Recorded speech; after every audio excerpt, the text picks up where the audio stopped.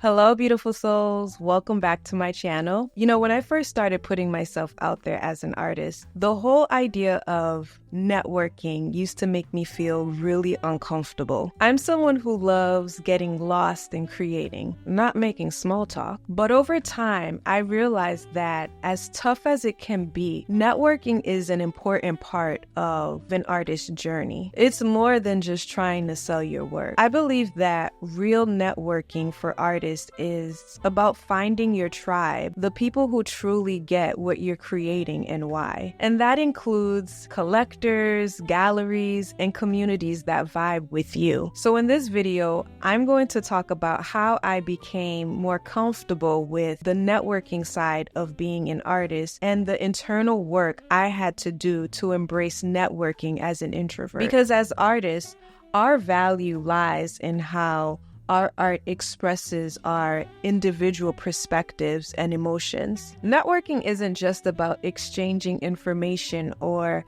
making small talk. It's really about connecting with others who appreciate what we bring to the table. So I'm going to talk about how I've been able to find and nurture different partnerships, both in person and on social media. But before we begin, I'm Tarra Lu. I'm a mother, an artist, and teacher who uses a more holistic approach when it comes to helping others. I give fellow artists simple solutions to make their lives easier, especially when it comes to their calling. Whether you're dealing with self-doubt, anxiety, or fear of putting yourself out there, I'm here to remind you that you already got what it takes to live the life that you dream of. So I come across as an oddball sometimes, and I can be a bit socially awkward at times. I'm also very sensitive to the energy and emotions around me, and it's a lot to take in, especially if I don't put a strong shield around myself. And it's something I had to accept about myself. I had to learn to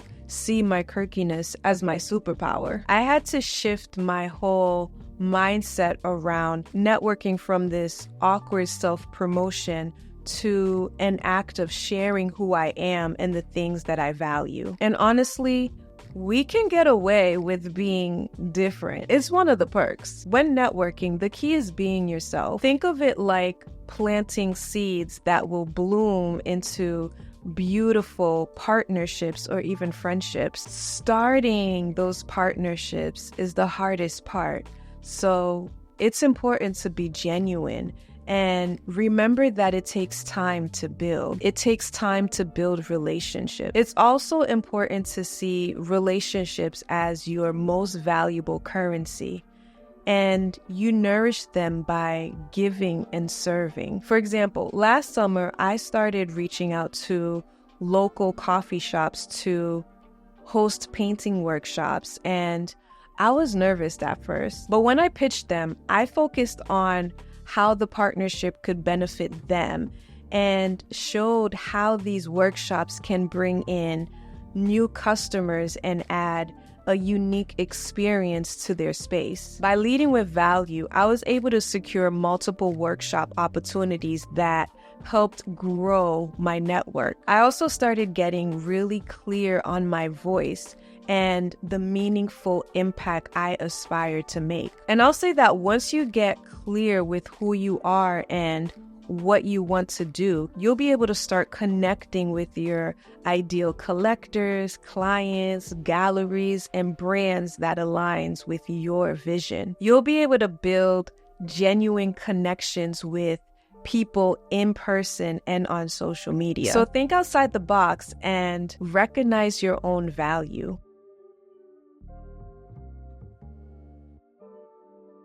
Another thing that I did that's been helping me with my networking skills is that I aligned myself with a local nonprofit that supports artists. I introduced myself to them via Instagram, and they decided to feature my work and even commissioned me after hearing what I do. And when it comes to how I use social media, I focus on quality rather than quantity. On the outside, my accounts seem inactive because I don't post very often, but I'm very active in the DMs, and that's where I build genuine connections. Anyway, being part of this community been a blessing for me because this nonprofit shares resources, They offer free business classes.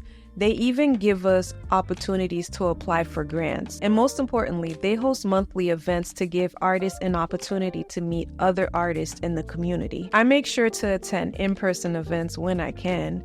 They know I have a toddler, so they know I'm not always available, but I keep the lines of communication open. And because they see I'm actively getting involved, they have me down as an artist to do business with. And I'm not changing who I am. I show up as me and just share what I do. This whole thing is like going on a grand treasure hunt to discover the people that will embrace and elevate you. But it all starts with you doing the inner work to clarify your intentions and identity. Like I mentioned before, it's more than just trying to sell your work. We've been conditioned in a sense to think having money is what makes you valuable, but that's all BS, because you are the value. You are what you're selling. You're selling yourself when networking and letting people know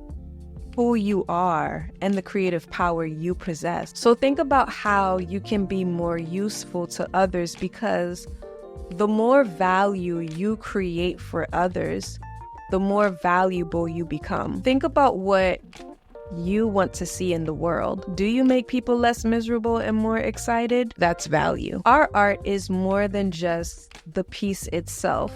There's something deeper, something truly priceless that we're sharing with others. Ask God what seeds He put in you so that you can nurture those gifts and pour them into others.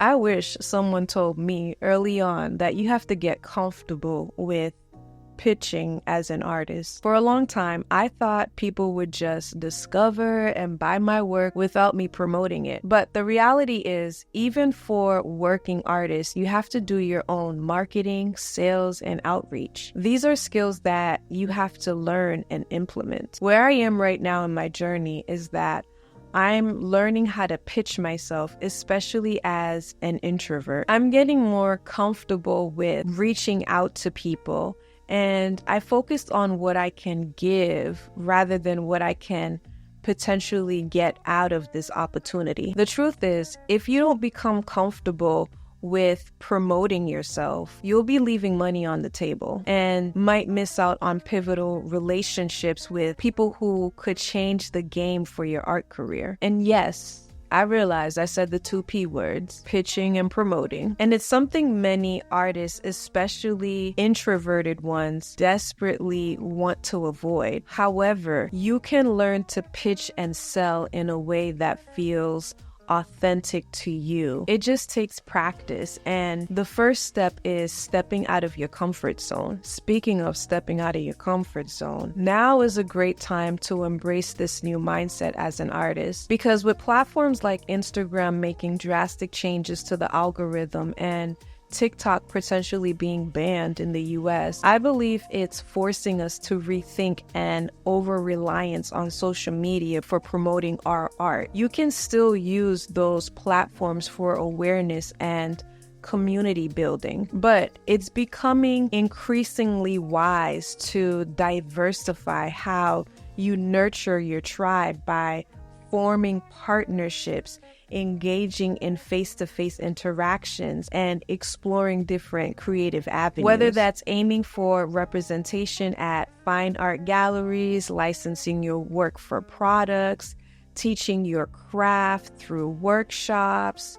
creating digital products, or forming your own artist collective. The possibilities are wide open in today's creative economy. And at the end of the day, there's no right or wrong answer. it comes down to getting crystal clear on your priorities as an artist. Figure out what aligns with your values and lifestyle. There's a path for every type of creatives these days, which is empowering. Just get clear on what matters most to you. At the end of the day, your art is a sacred expression of your spirit. So approach the networking and business side with that same care. Do your research and move fluidly. Make plans, but be open to beautiful detours. As artists, our journey is about following the feel-good trail of our authenticity while uplifting others along the way. Trust that your tribe, the people who truly celebrate your gifts, are already out there waiting to be found. So network from that intuitive and soulful place. Let your art be the light that draws your tribe closer to you. So here's my challenge for you. Pick one networking tip from this video that resonates with you and take action on it this week. Whether it's reaching out to a local business, joining an artist community, or simply embracing your authentic self online, take that first step. You never know what beautiful connections you can make. Thank you so much for watching this video today. I hope that this video inspired you to get more comfortable with networking. Share your thoughts in the comments below and make sure to revisit this video whenever you need a boost of confidence in your networking journey. Let your art be the beacon that lights the path to your tribe. If you want to keep receiving content like this, make sure to subscribe to my channel so that you don't miss the next one. Be sure to check the description below for free resources on finding your tribe and uncovering your creative power, a YouTube starter guide, and info on coaching sessions to help you stay empowered on this journey. I'll be adding more tools and content to support you, so make sure you're subscribed. Again, I'm Tarra Lu, and I'll see you in the next video.